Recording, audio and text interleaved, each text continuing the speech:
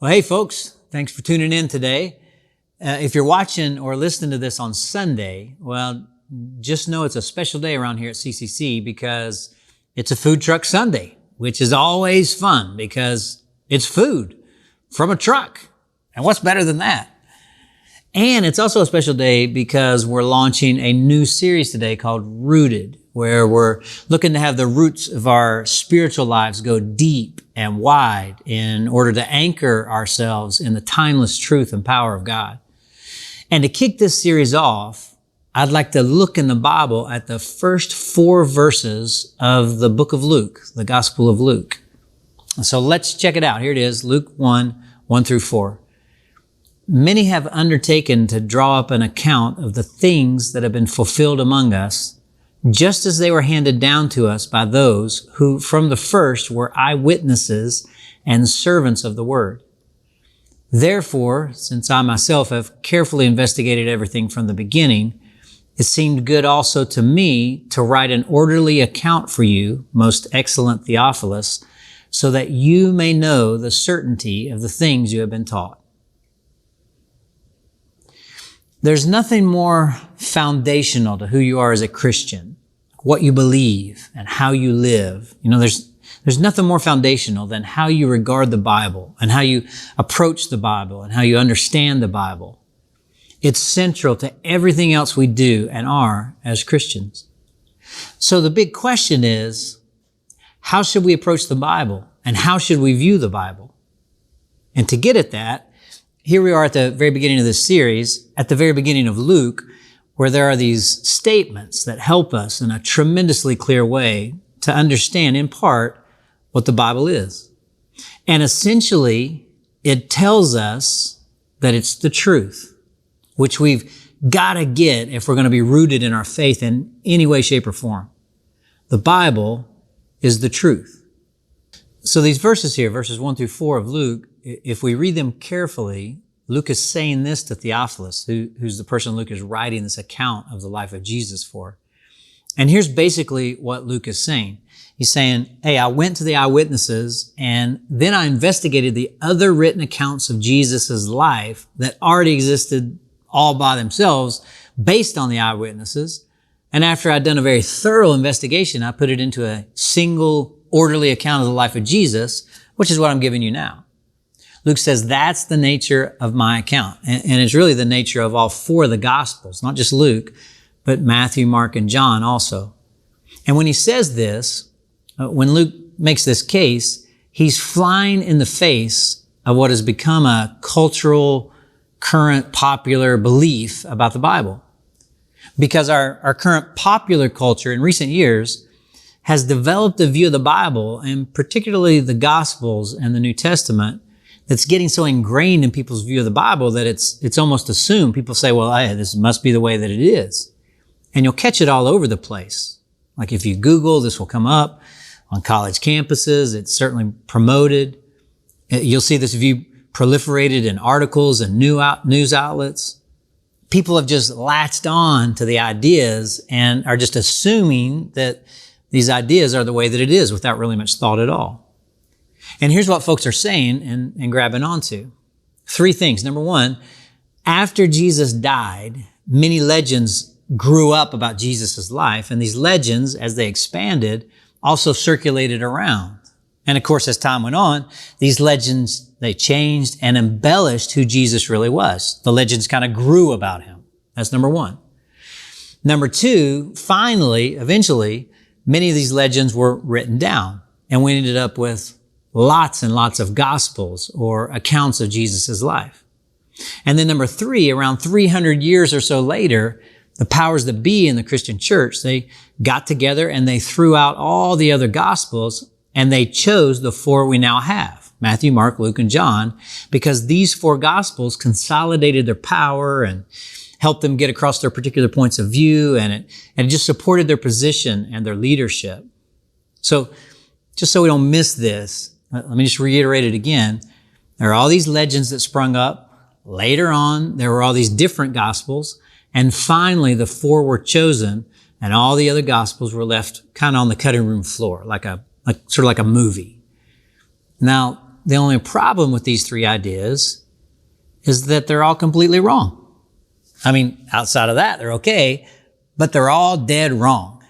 And because these ideas are just ingrained and assumed now by so many, we actually got to do a little work to address them and see why they're wrong. So let's think about this. The first one, they're all legends passed down. Luke here is saying, no, they're not legends. He says, my gospel is made up of eyewitness testimony that's been carefully preserved right from the mouth of the living, surviving eyewitnesses. You know, Richard Balcom, he wrote a significant book, 15 or 20 years ago or so. He revised it a couple years back, but it's called Jesus and the Eyewitnesses. And it completely refutes the popular understanding of the Gospels in the New Testament. And in that book, he makes the point that in ancient times, historians valued eyewitness testimony almost supremely. Now, you and I would understand that, and to some degree, like if you were writing a history of some battle and you found out that there were some surviving eyewitnesses, like 3 surviving eyewitnesses to that battle, you wouldn't feel you'd written a good history unless you had talked to all 3 of them. And you'd check everything else you heard by the eyewitnesses to make sure your perspective kind of passed the sniff test. And even today, we would say there would be no better recent source for a real good history than a surviving eyewitness. But in those days, it was even more important, says Balcom, because this was before printing, before you had libraries and publications and magazines, and everything was hand copied, which meant that if you were reading an historian, it was really hard to check out their primary sources. I mean, today we can go to the library, we can check the primary sources, we can get somebody's primary source out, and we can see it. But in those days, the best way for an historian to say, hey, I didn't make this up. This is not a fabrication. It's not fiction or a legend. The best way would be to say, hey, this is based on surviving, living eyewitnesses, and here they are. Because when you said that your work's based on eyewitnesses, then that checked any fabrication. That was some measure of accountability. It was a way of being publicly accountable because anybody could go and talk to the eyewitnesses and fact check what you wrote. And therefore, Balcom says that if you read Luke in the ancient Greek language that it was originally written in, you'll notice that the first 4 verses are very different than the rest of the book.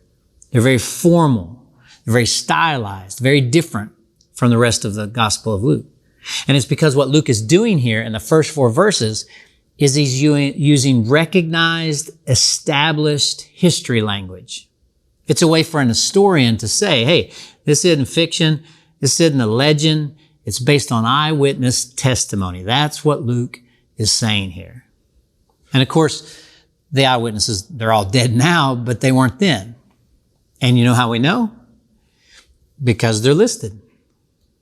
Like in Mark 14, when Jesus is on his way to Calvary and he can't carry the cross because he's so weak, and a man named Simon of Cyrene is made to carry the cross for Jesus.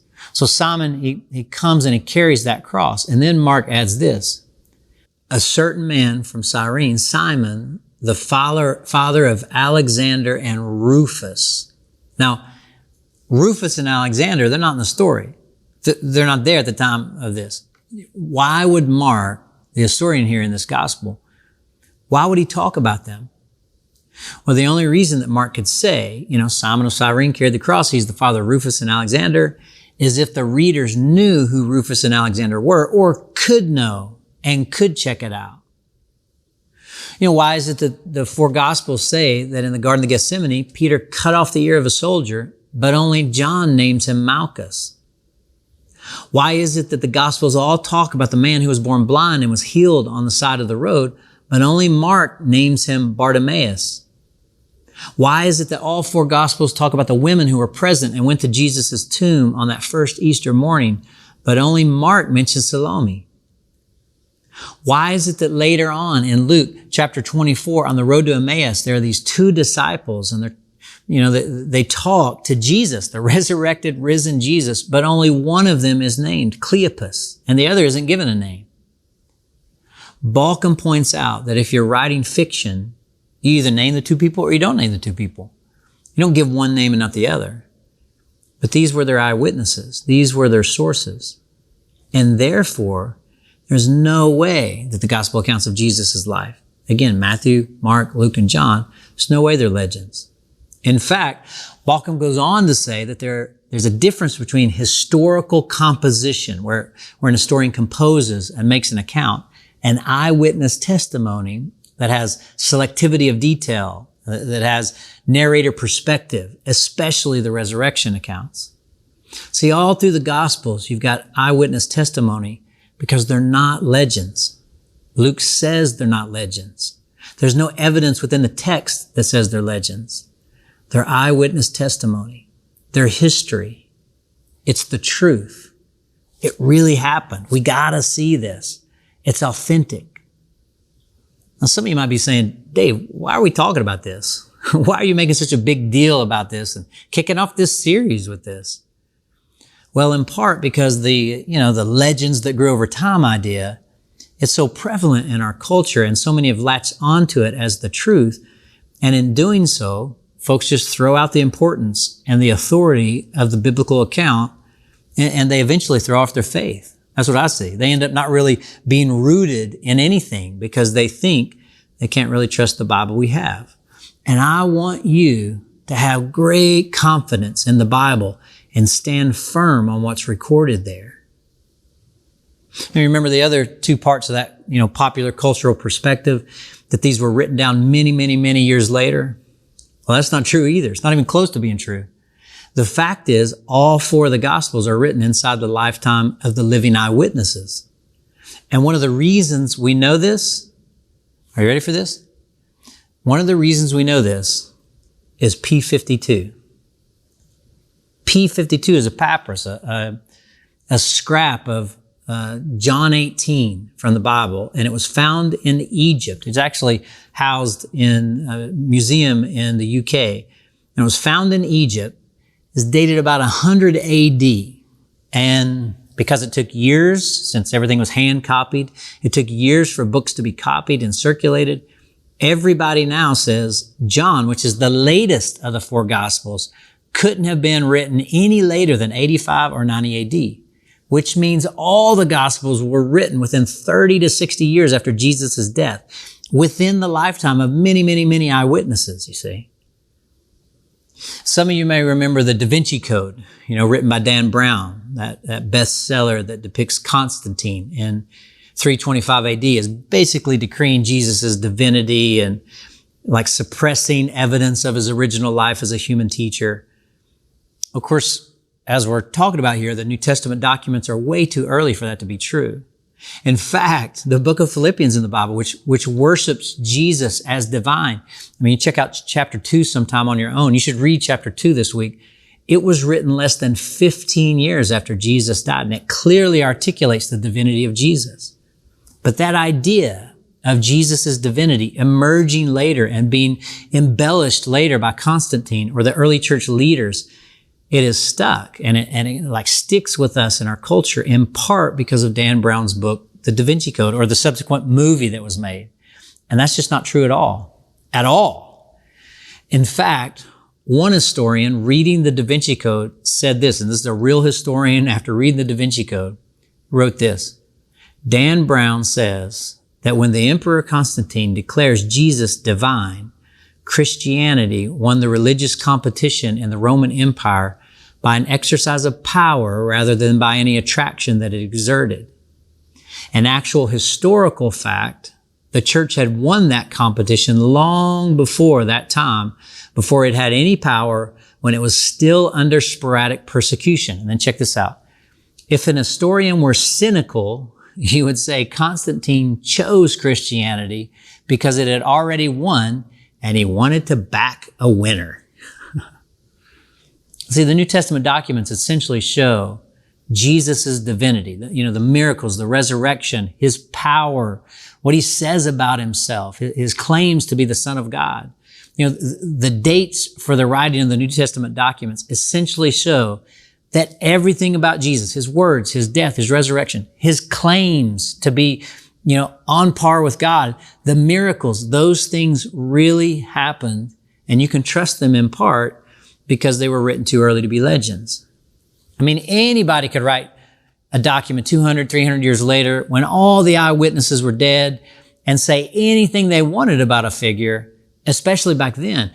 But that person could not say Jesus was crucified and then resurrected when thousands of people, both for and against, both pro and con, were still alive who had seen whether he had been or not. I mean, if Jesus hadn't been crucified, if there hadn't been appearances after his death, if there hadn't been any empty tomb, if he hadn't made these claims about himself, and these public documents were just going around and claiming all these things to be true, Christianity would never have gotten off the ground. The New Testament, it was written too early to be legend. Think of it this way. This Sunday is September 11th. It's a very significant event in our country that happened on September 11th, 21 years ago. What was it? Planes were hijacked and flown into the Twin Towers in New York City, along with the Pentagon. And the images of those towers smoking and eventually collapsing and the devastation it caused is just ingrained in our national psyche. Imagine if somebody was writing a history of that day, 10 years from now, or even 20 or 30 years from now. And that author writing an account of that day said, planes didn't really fly into the Twin Towers. A big earthquake hit Manhattan and flattened those buildings. Or, termites took it down. Or New York City rats gnawed away at the foundation. I mean, have you seen the rats in New York City? Or Thanos just snapped his fingers, They were casualties of the blip. I mean, imagine it's the year 2030 or 2040 or 2050. There's no way someone would get away with trying to pass that off as the truth. Why? Because there would still be so many eyewitnesses around to recount what really happened. Those ideas would not get off the ground, and that version of September 11th, it would not stick. You see, because the four Gospels were not written late, and they were based on eyewitness testimony, you can trust them as true. And by the way, they don't help the early Christian leaders with some sort of power grab, to consolidate their power. Because the early Christian leaders, they believed they were, in the line of the apostles and Peter. But when you read the Gospels, the apostles and Peter, they just look foolish all throughout the accounts. If you're making up a religion, you wouldn't play up the terrible failures of the most prominent early leaders. You wouldn't depict them as how they're depicted in the Gospels, petty and jealous at times, slow-witted, and in the end, cowards who desert their master. And if you're trying to make up stories to promote your faith of some sort, some religion, you wouldn't depict the founder of your religion dying the way Jesus does. Every other founder of a religion dies serene, surrounded by adoring followers, brave, looking to heaven, confident of their connection with God. And the founder of Christianity, Jesus, he dies shouting, "Why have you deserted me, God?" And if you're trying to get people to take hold of your religion that you're starting, that's not a successful way to do it. And why make up the account of Jesus asking God in the Garden of Gethsemane if he could take a pass on his mission? I mean, that would have only confused first century possible, converts. They would have concluded that Jesus was weak and he was kind of failing his God if you're making it up. And why invent women as the first witnesses of the resurrection in a society where women were assigned such low status that their testimony wasn't even admissible evidence in a courtroom? That would radically undermine your credibility. See, the bottom line is, if you were making it up to help consolidate your power, you wouldn't have written the Gospels the way that they were written. Why are these stories the way that they are? Because they happened. There's no other good reason for their form and their content. See, here's what Luke is trying to say. This is true. And here's what I'm trying to say today. Don't believe the Bible because it's exciting, even though I actually believe it is. And don't believe the Bible because it's relevant and will meet your needs, even though I think it will. Believe the Bible because it's true. Believe the Bible because it happened. And only if it's true, and only if it happened, will it actually meet your needs. You know, I mentioned earlier that one of the reasons we're making such a big deal of this today as we launch this series is because so many people, they're throwing off the Bible and discarding it as if it's not all that important or relevant or trustworthy. And it kind of surprises me how many people who go to church or call themselves committed Christians, they just throw off the Bible because of the reasons we're talking about today. They've just kind of been, pulled down that cultural claim, legends idea without thinking it out. I want you to have supreme confidence that the Bible we have is something you can stand on as true and trustworthy. Another reason we're talking about this today, though, is because I want to challenge you. Listen, if it's true, if the gospel accounts in the New Testament, if they're true, which we're obviously saying they are today, then it should be the centerpiece of your faith. It should take a place of supreme importance in your life. It should be rooted so deep in your heart and life. I'm trying to push us to be more and more and more biblical, not because we worship the Bible. We don't worship the Bible. We worship Jesus. But the Bible is the only revelation of Jesus I have. It's the only place to go. To deeply know the word of the Lord in order to know the Lord of the word. That's what I hope is true for you. It's the number one way to grow your faith. It's a daily interaction and devotion to the Bible. So what are you doing with this? What part does the Bible play in your daily and your weekly rhythm? Is it just on the periphery, on the outskirts? Or is it right in the heart of your life and faith?